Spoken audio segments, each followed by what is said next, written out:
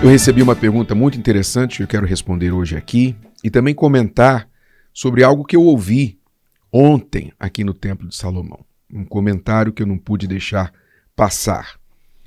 E um milagre que é muito subestimado, na verdade, o maior milagre da Bíblia, que é talvez o mais subestimado de todos. Vamos lá à pergunta. A pergunta que eu recebi ontem, aliás, esses últimos dias, diz assim: como é ter o Espírito Santo? Muito interessante essa pergunta. Simples, curta, direta, mas muito interessante. Como é ter o Espírito Santo? E isso me leva a esse maior milagre da Bíblia, o mais subestimado, porque quando se fala em milagre, normalmente se pensa no paralítico andando, o cego enxergando, o leproso sendo limpo, etc. Então, quando se pensa em milagre na Bíblia, se pensa em algo sobrenatural, que tem como benefício o resolver um problema físico, material da pessoa que recebe o milagre. E, sem dúvida, a Bíblia está cheia de milagres assim.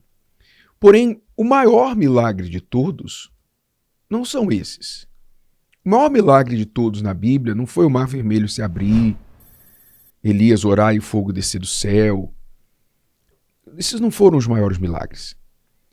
O maior milagre da Bíblia é o milagre da regeneração do homem interior, da pessoa interior, que acontece quando o Espírito Santo vem sobre alguém.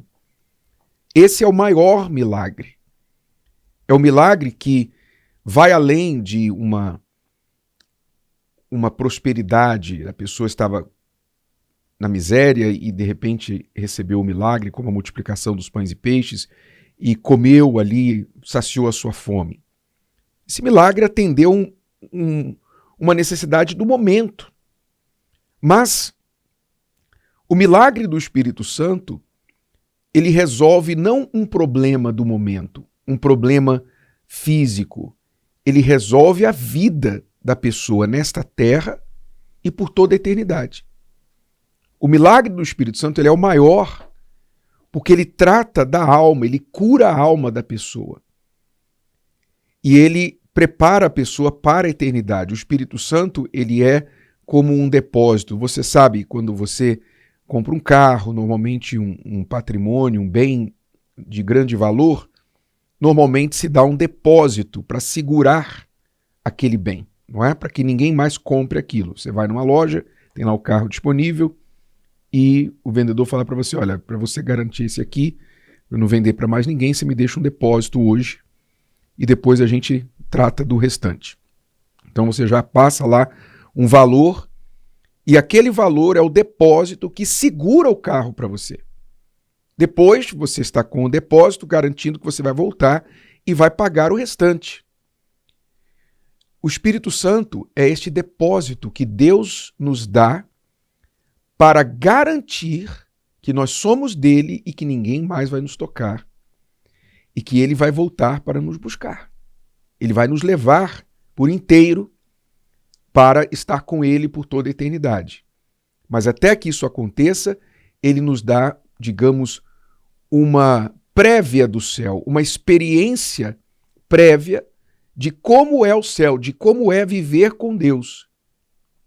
Imagine, na eternidade, a salvação envolve viver com Deus para sempre. Nós vamos viver com Deus para sempre. Mas antes disso, Deus vem viver com a gente, através do Espírito Santo. Então ele nos dá essa prévia do céu. E isso é muito difícil descrever em palavras, por isso que eu disse que a pergunta é muito interessante, como é ter o Espírito Santo, porque você descrever como é viver com Deus o tempo todo dentro de você, é difícil explicar para quem nunca teve isso. Não é? O que a gente pode falar, eu vou tentar aqui descrever um pouco sobre isso e quem sabe dar a você a água na boca para você procurar esse maior milagre. Mas antes de eu falar como é ter o Espírito Santo, vamos falar como não é ter o Espírito Santo, porque o que eu ouvi ontem aqui no Templo de Salomão, durante o testemunho de uma jovem, ela falava como, a partir dos 13 anos de idade, ela sofreu uma grande decepção amorosa, já nasceu num lar conturbado, e aí sofreu uma grande decepção amorosa aos 13 anos de idade, que a levou a uma profunda depressão.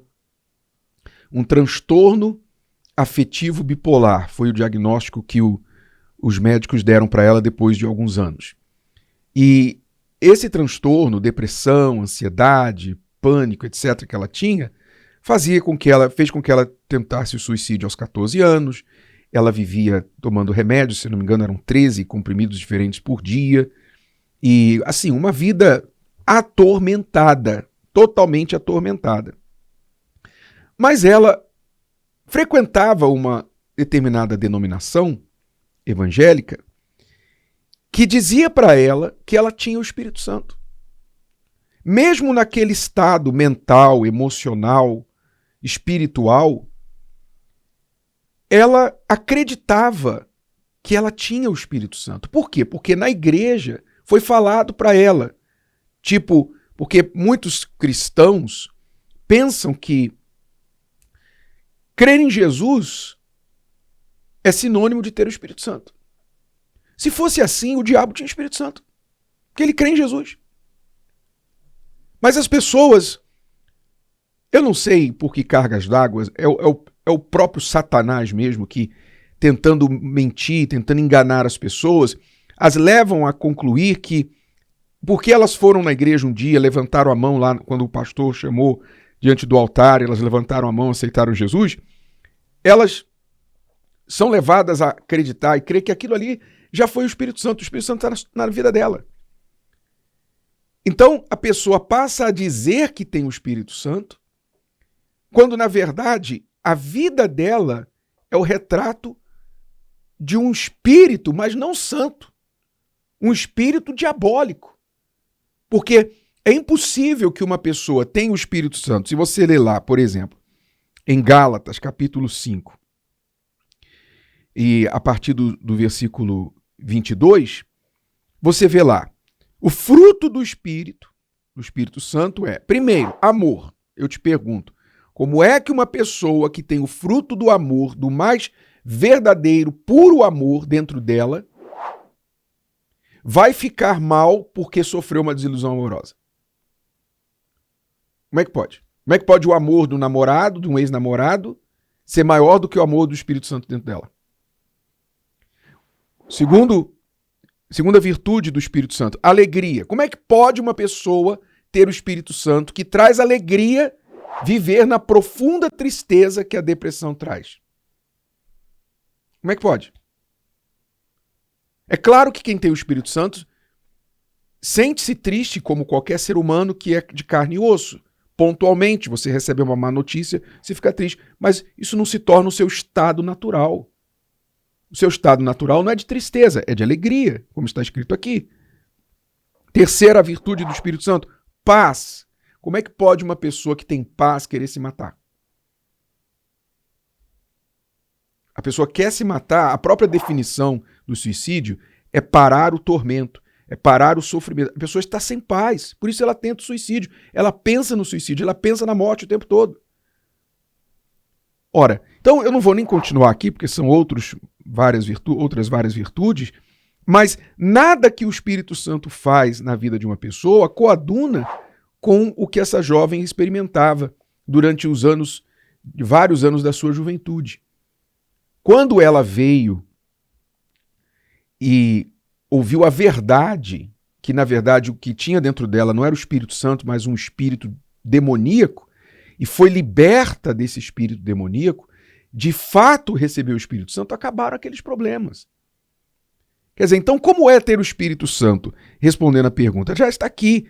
Você ter o Espírito Santo envolve você ter paz, você ter alegria, você ter o amor de Deus em você, então você não vive com ódio, com mágoa no coração, você não vive com sentimentos ruins contra as pessoas, você não vive se entregando à raiva, o Espírito Santo te dá domínio próprio, para você controlar o seu temperamento, então você não vive com explosões de temperamento. Você não é uma pessoa materialista, uma pessoa que só se preocupa com as coisas dessa terra, dessa vida, desse mundo. Quando uma pessoa é mundana, ela é o contrário de quem é espiritual, pois a pessoa espiritual pensa nas coisas espirituais, persegue as coisas espirituais, e o mundano persegue as coisas mundanas. O carnal persegue as coisas carnais. Então, ter o Espírito Santo é você ter um pedacinho de Deus dentro de você, que traz todos os princípios e virtudes de Deus para a sua vida. Então, é impossível uma pessoa que tem o Espírito Santo mentir, porque o caráter de Deus é a verdade. É impossível que uma pessoa que tem o Espírito Santo seja uma pessoa agressiva, uma pessoa que fica guardando mágoa, rancor, uma pessoa tinhosa, vingativa. Nada disso tem a ver com o Espírito Santo. Então o Espírito Santo ele transforma o nosso interior. Então, como é ter o Espírito Santo? As minhas palavras, como eu disse, não alcançam, não fazem justiça a tudo que o Espírito Santo é e faz dentro da gente. Mas eu garanto a você, ter o Espírito Santo não tem nada a ver com você ser uma pessoa religiosa. Pelo contrário, o Espírito Santo nos liberta da religiosidade. Ter o Espírito Santo não tem nada a ver com ser uma pessoa comum, como qualquer uma deste mundo, uma pessoa que segue as modas desse mundo, segue os embalos, segue as tendências desse mundo, porque o Espírito Santo, ele satisfaz a nossa vida de tal forma que nós não precisamos de nada mais, nada, absolutamente nada. Tudo que vem depois do Espírito Santo na nossa vida é bônus. Bônus. Ele nos dá direção, nos dá orientação, ele é o próprio guia que Deus nos dá para nos guiar nesta vida turbulenta que nós trilhamos aqui. Então, ter o Espírito Santo, se você quiser saber mais a esse respeito, leia a palavra de Deus. Medite na palavra de Deus, especialmente no Novo Testamento. E o Espírito Santo é promessa de Deus para quem crê e entrega a sua vida a Ele e vive na obediência a Ele. Todos podem ter o Espírito Santo, todos os que se entregam a Deus e vivem na obediência à palavra dEle podem ter o Espírito Santo, inclusive você. Mas, por favor, tenha muito cuidado com as imitações baratas. Se o vídeo de hoje te ajudou, você conhece alguém que vai ser ajudado por essa mensagem, passe adiante. E se você ainda não inscreveu aqui no canal, inscreva-se agora. Até a próxima.